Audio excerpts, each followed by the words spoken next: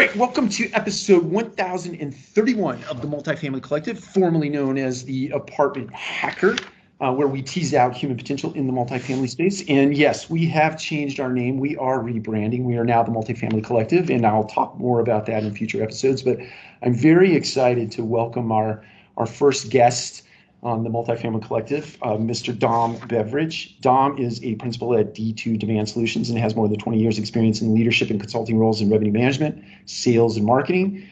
Before joining D2, Dom spent 6 years working with multifamily companies in a variety of roles with Rainmaker Group until and through the company's sale to RealPage Incorporated. Dom was previously a strategy consultant with Capgemini. I hope I pronounced that correctly, Ernst & Young, after spending much of his early career designing and implementing revenue management systems and consulting projects with Thales Solutions, creators of LRO, Magna Logistics, I think, Incorporated, and JDA Software Incorporated. Dom, welcome. Thank you. Good to be here. Yep, definitely. Dom, I met you a couple of years ago, I think at Optech, and I think we were down in Orlando at the time, and you and Donald were putting together, collecting and curating data to publish the first version of the 2020. It was going to be your first edition, and we did a bit of an interview, and I was very intrigued by what you were doing at the time, and I know you've done, I think, 2 additional versions of 2020. What I'd love to talk about today is your, I guess, 3rd installment of that. So maybe we could start by telling us a little bit about why that came to be a publication that you thought worthy of publishing and putting out into the multifamily space, and then we'll talk about findings from 2020 and certainly what's happening in 2021. Yeah, sure. Well, I mean, the way we got started with it back in 2019, I've known Donald Davidoff, whose company D2 is, for years. I had just joined his team. We were heading to Optech, and we thought, we want to meet with a bunch of people. What should we talk about? So we started off there, and we just kind of had this idea that, well, everyone at Optech is getting pitched all week long by technology vendors. Why don't we just say, we want to ask you a few questions about what's top of your mind, and whatever we find out, we're going to turn it into like a white paper or something. So it was quite an informal, loose thing. And in fact, that was what I think I reached out to you with in the first instance. And so we put together a sort of questionnaire. We started talking to people. And after running a few of the interviews, we just thought, this is really interesting content. Like, we're finding out lots of stuff that we didn't know. Lots of these things are counterintuitive. They're not the thing that you get when you walk around the trade show floor. Like, people are telling us quite different things. Maybe we should try and be slightly more formal in making this a bit more researchy and a bit less sort of conversational. So what we decided after Optech was finished, that we said, let's get up to 20 people. If it's 10 COOs and 10 CIOs, that's actually quite a decent set of people. If you're asking them the same questions, you're going to get quite a strong sense of what things are a trend and what things are outliers. We then sat down and chewed through all of that stuff, and we found that it yielded a ton of information. We wrote it up as a formal white paper. It got a really, really good response, and it's been something we've done in each of the following 2 years. Yeah, I will tell you, I remember being a part of that first paper and then reading the finished product. And I think, to your point, the thing that struck me about it is that it was more practical in nature. So you walk that floor, to your point, and people are selling the future and trying to sell solutions against problems that the multifamily space didn't even know they had in some cases. And I think your paper really grounded a lot of that sort of media effort and marketing effort, not to discount any of those technologies, because I certainly think they'll find their place in multifamily. But I really appreciate that about your approach to the paper. It was very well grounded, and certainly the cross mix of the two groups certainly lent to a little bit of a debate, so to speak, in some cases, but good stuff. So fast forward to today's version. I'm certainly interested in what you learned from 2020, certainly in the context of COVID being in the marketplace or in the world, and then maybe we can shift gears from there and speak to the top priorities that you see for 2021. Yeah, well, so each of the last 2 years we've kind of modified the questions that we've asked. Like we've sort of got a sense from the previous survey and the feedback that we got from it what people are actually interested in. So we do things like we'll take the content, we'll serialize it on our blog, and we can tell who's interested in what things have the most sort of resonance to them. Obviously, this year the backdrop to everything was COVID, so we really sort of challenged ourselves to think, right, well, people's appetite for anything other than COVID-related stuff is not that high at the moment. Yeah. And it turns out that there are lots of things that that were heavily impacted by COVID on the technology and sort of operations front in multifamily. So we kind of went much lighter on the general outlook questions that we asked people, and we tried to focus in on technologies that we thought logically would have changed. So we picked.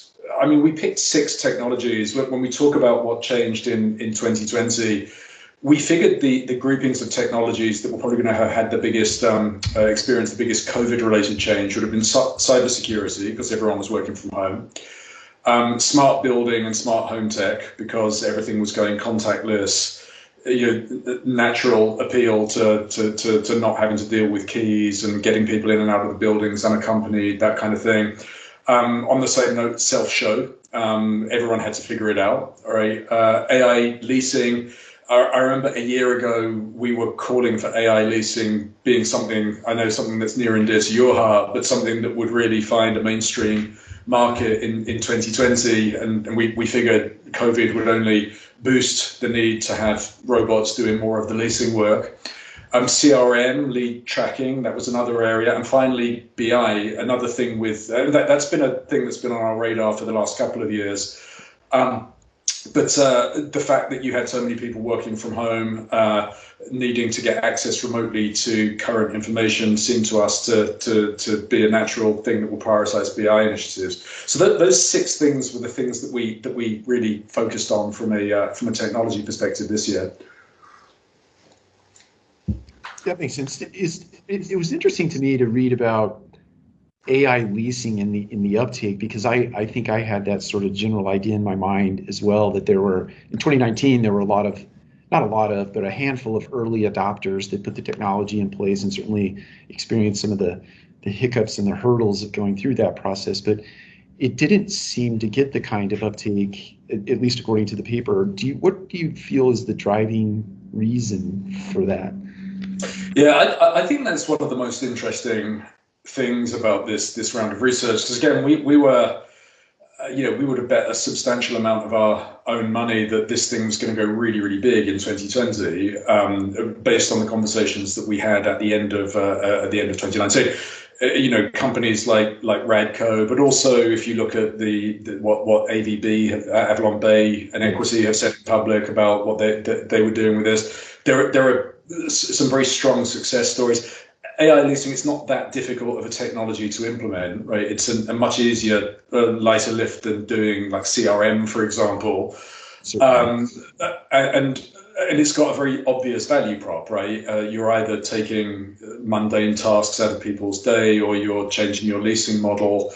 Like it just has this set of ingredients that just seem like this has to go big in the industry next year. I mean, from what I understand, we spoke to several people who are either testing or have implemented it. So it's progressing quite quickly, but not as quickly as we thought it was. And the interesting thing, there are a couple of things I'll say about AI leasing. One is that it was the only area in the white paper where we separated what technologists said from what operations leaders said, because the views were very, very different. Like the operators, you would say, I mean, the operators, it was either not a priority for them, or they were at some point in testing or implementing an off-the-shelf AI leasing project. Sure. When you talk to technologists, though, they have a much broader range of views on it. They're sort of asking the question about, well, where does AI belong in our leasing process? Like if I'm a CIO who's just done a really substantial just transformation of our websites, because my reaction to COVID is that I know people are doing even more of their research online. I want to build the maximum amount of trust in my websites. That's where I'm placing my bets. Well, in that case, do I really want to go to a separate leasing agent that's kind of providing an alternative to that, or do I want to deploy AI to enhance the strategy that I've already committed to? Like that's the kind of conversation that technology people are having.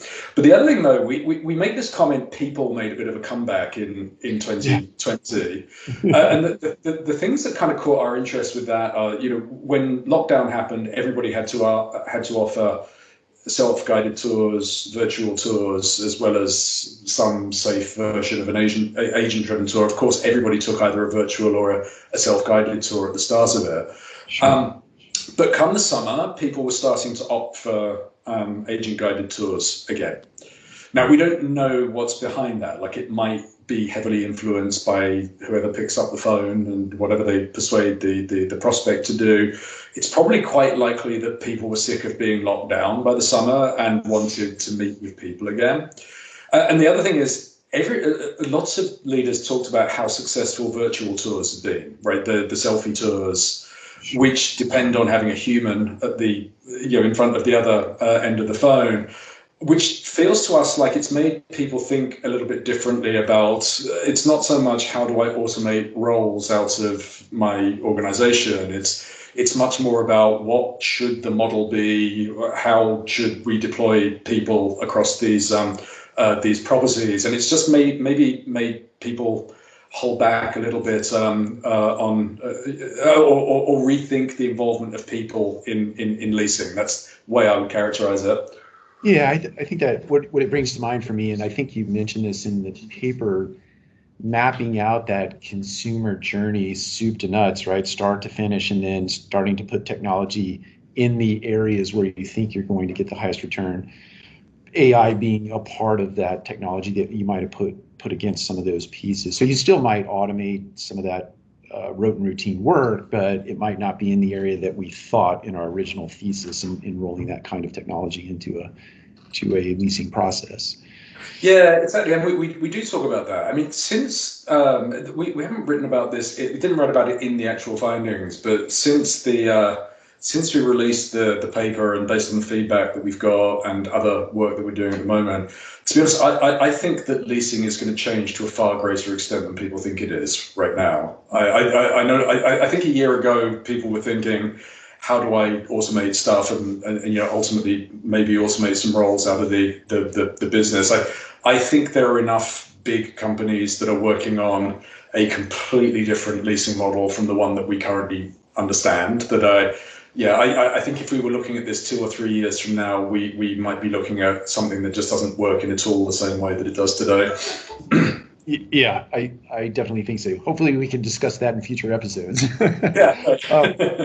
Well, let's segue. I know that we're trying to keep this to a 20 to 25 minute discussion. I want to make sure that we have enough time to talk about the top priorities for 2021. So maybe we can walk through what you found and then maybe elaborate on a few of those points before we wrap up here. Sure. Where should we go next?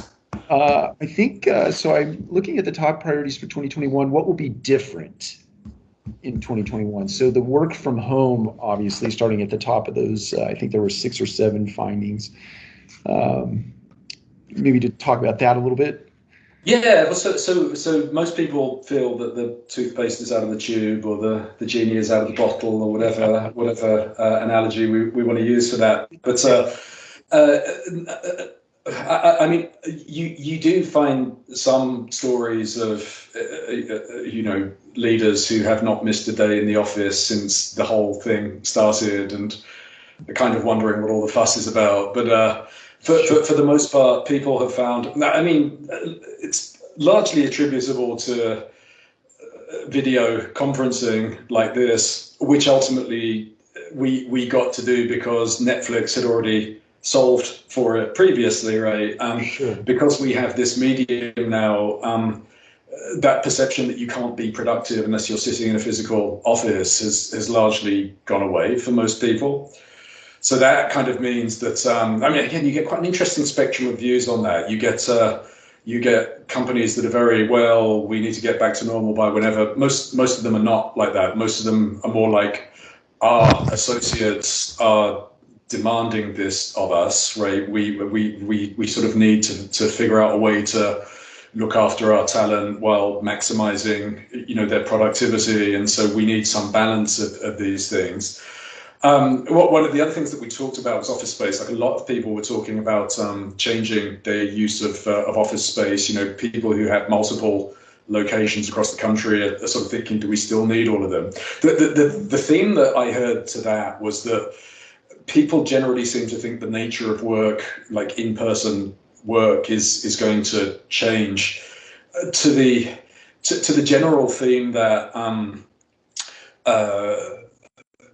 the stuff that people will do together is sort of high value collaborative work, rather than the I'm just going to the office kind of work. So that kind of makes people think, right, well, maybe office layouts should be a bit more hotel desking, hot desking like, and we need more space where collaborative stuff can happen. Because when people travel to the office, it's not going to be I fly in Monday, I fly out Friday. It's going to be I'm going to fly in for a day or two, and the time when I'm in the office, we're going to be doing stuff together that we can't do over Zoom, right? That's the so that kind of makes people think, well, the layouts are different.